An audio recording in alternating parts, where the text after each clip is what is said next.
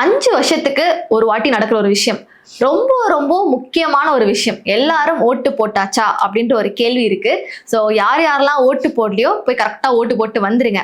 இந்த வீடியோ யாராவது படுத்துட்டு பாத்துருந்தீங்கன்னா தயவு செஞ்சு எழுந்து போங்க. ஆமா, முக்கியமான நாள் இன்னைக்குதான். 5 வருஷத்துக்கு ஒருக்கா நடக்கிற ஒரு விஷயம். ஸோ அதை வந்து நம்ம லெத்தாச்சிக்கா விடாம நம்மளோட பொறுப்பை நம்ம கரெக்டா பண்ணிடணும். ஸோ அழகா போய் ஓட்டு போட்டு வந்துட்டீங்கன்னா எல்லாம் பக்கவா முடிஞ்சிடும். ஆனா இன்னைக்கு நாள்ல புதிதாக தொடங்கப்பட்ட சில கட்சிகள்ல நிறைய அலப்பறையை தொடர்ந்து பார்த்துட்டு இருக்கும் போலியே.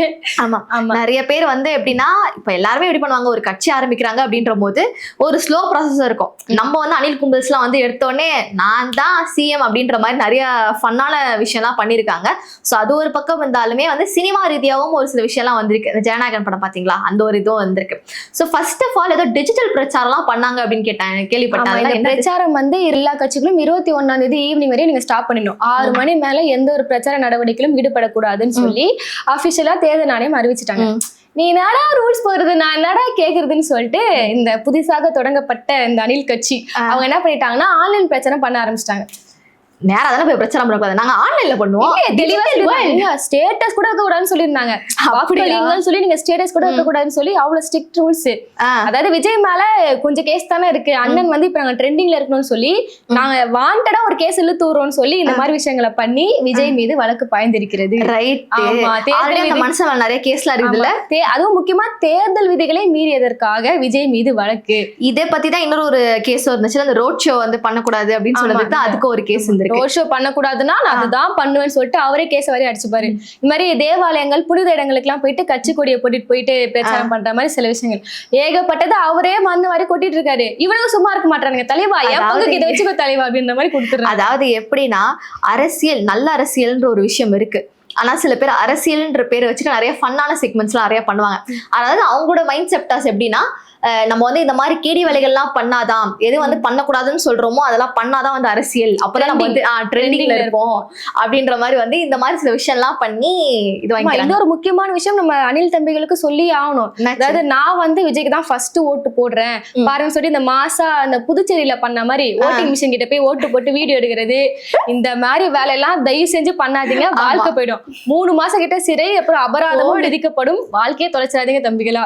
ஆமா ஆமா, முக்கியமா இது வந்து கரெக்டான ஒரு பாயிண்ட் தான். ஏன்னா வந்து நம்மளோட இந்த கட்சி, இந்த அணில் கட்சிகள் வந்து எப்படி இருக்குன்னா டெக்னாலஜி வைஸ் நாங்க ரொம்ப டெவலப். நாங்க வந்து ரோபோ வைஸ் வரும், அப்புறம் ஹோலோகிராம் வைஸ் வரும், எல்லாமே வரும். அதே மாதிரி இதுவும் வந்து நாங்க டெக்னாலஜி வைஸ் வந்து உங்களுக்கு அப்டேட் பண்றோன்ற பேர்ல எல்லாத்தையும் வீடியோ எடுத்து வந்து நீங்க இப்படிதான் பண்ணோம் அப்படின்னா முடிஞ்சு போச்சு. சோ உங்க டெக்னாலஜி வந்து உங்களோட பிரச்சாரம் அந்த மாதிரி இதுக்கு மட்டும் வச்சுக்கோங்க. இந்த மாதிரி வந்தீங்கன்னா 3 மாசம் ஜெயில. ஆனா அஜித் ரசிகர்கள் எல்லாம் பாத்தீங்களா ஒரு சைடு அவங்க ஒரு தீவிர பிரச்சாரத்துல ஆமா, அவங்க வேற இது அது ஆல்ரெடி வந்து விஜயா அஜித்தான்னு சொல்லிட்டு அது சினிமா வயசே வந்து ஒரு பஞ்சாயத்து போயிட்டு இருக்கோம். சோ இப்போ இவங்க என்ன ஆயிடுச்சுன்னு பாத்தீங்கன்னா ஆல்ரெடி அதான் அவங்க சொன்ன மாதிரி ஜெயிக்க விடக்கூடாது, இந்த புதிய கட்சியை வந்து குறிப்பிட்டு பேர் சொல்ல வேணாம், ஜெயிக்க விடக்கூடாதுன்னு சொல்லி அஜித் ஃபேன்ஸ் இறங்கி இருக்காங்க பாத்தீங்களா. ஏன்னா இவங்க வந்து ஆரம்ப காலகட்டத்தில இருந்தே விஜயா அஜித்தான்னு வரும்போதே ஏகப்பட்ட ஒரு அநாகரிகமான பேச்சு அஜித் மேல அவங்க குடும்பங்களை வந்து தவறா சித்தரிக்குது சொல்லி ஆல்ரெடி இவங்க இப்படிதான் இருப்பானுங்க, நாங்க எங்க தலைவர் தான் கெத்து அப்படின்ற மாதிரி. இப்ப எலெக்ஷன் டைம்ல நிறைய விஷயங்களை பார்த்ததால அஜித் ரசிகர்கள் செம்ம கோவத்துல இருக்காங்க.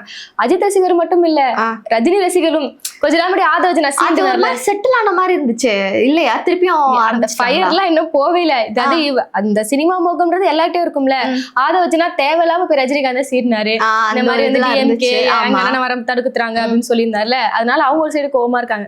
அஜித் ஃபேன்ஸோட ஓட்டு, ரஜினி ஃபேன்ஸோட ஓட்டு எதுவுமே வந்து அந்த கட்சிக்கு கிடைக்க போறது இல்ல.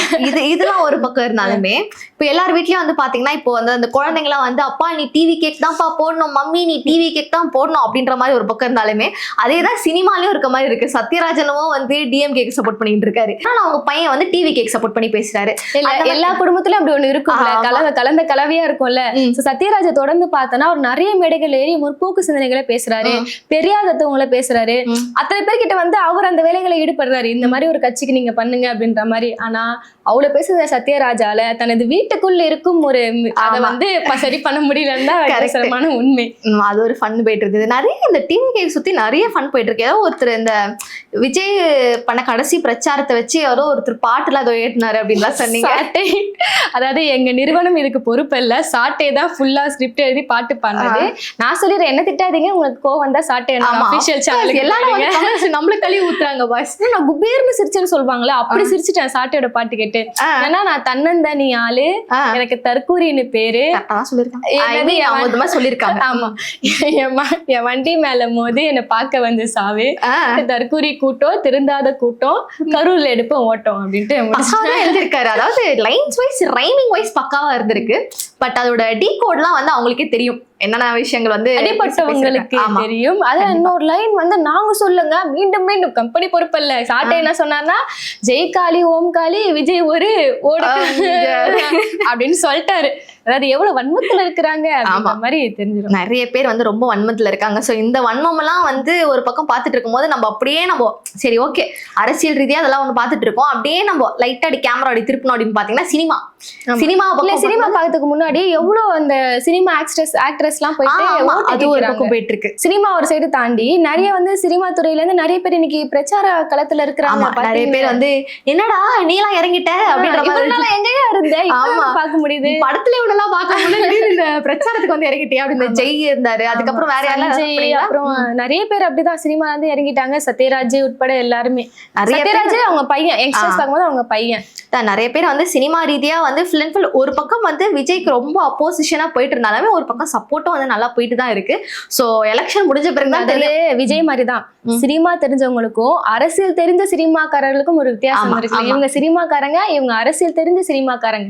அதான் இது வேலையான பாயிண்ட். ஆமா, வெறும் சினிமாவை மட்டும் நம்பி நம்ம அண்ணன் அப்படின்னு சொல்லிட்டு நிறைய பேர் இருக்காங்க.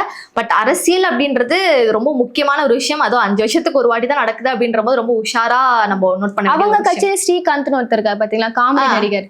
அவருக்கு என்ன தகுதியில தூத்துக்குடி தொகுதியில நிக்கிறாரு, என்ன தகுதியின் அடிப்படையில அவருக்கு நீங்க வேட்பாளர் பதவி கொடுத்திருக்கீங்க, கொடுத்திருக்கீங்க? அது வந்து அங்க இருந்த ஒரு ஆண்டியா வந்து கேட்டுச்சு. ஒரு aunty, how dare you can stand here, நீங்க உங்களுக்கு என்ன தகுதி இருக்கு, நீங்க வந்து இந்த மாதிரி வந்து நீங்க இந்த இடத்துல வந்து நிக்கிறீங்க. தகுதி தாண்டி நாளைக்கு ஒரு பிரச்சனை உங்களை அப்படியே கூப்பிட முடியும், நீங்க இந்த டிஸ்ட்ரிக்ட் கிடையாது நீங்க அப்படின்ற மாதிரி அவங்க பேச. அதுக்கு வந்து அவர் எக்ஸ்பிளனேஷன் கொடுத்துட்டாருப்பா. அம்மா நான் வளர்ந்தது இங்க இருந்துச்சு, ஐ மீன் நான் பிறந்தது இங்கதான், ஆனா நான் வளர்ந்ததெல்லாம் சென்னை தான். அங்க எனக்கு சோறு போட்டுச்சு, அதுக்குன்னு வந்து நான் பிறந்த நாட்டை வந்து நான் விட்டு கொடுத்துட மாட்டேன், அதனாலதான் வந்து நான் இங்க இருந்திருக்கேன். எப்படினாலும் வருஷத்துக்கு ஒரு 3-4 வாட்டியாச்சும் நான் வந்து எட்டி பாத்துருவேன் அப்படின்ற மாதிரி. 3-4 வாட்டியாச்சு.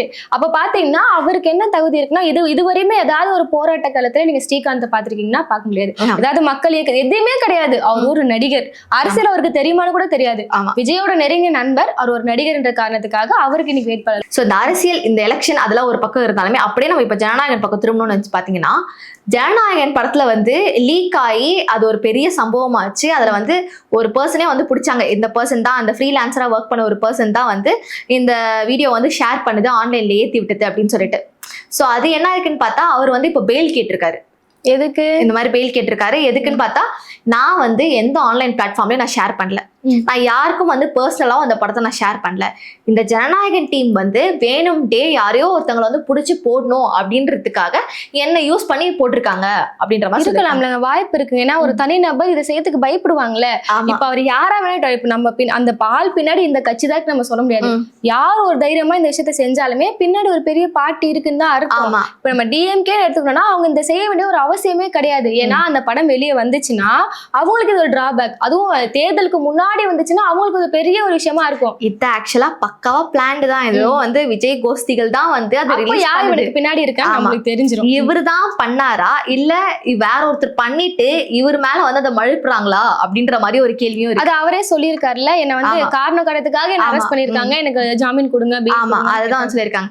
அதுக்கு வந்து இந்த மூவி சைட்ல இருந்து என்ன சொல்லியிருக்காங்கன்னு பாத்தீங்கன்னா, இல்ல நீங்க வந்து பெயில் கொடுக்க கூடாது, இது வந்து நிறைய பேரோட உழைப்பு இதுல இருக்கு, நீங்க வந்து பெயில் கொடுக்க கூடாது.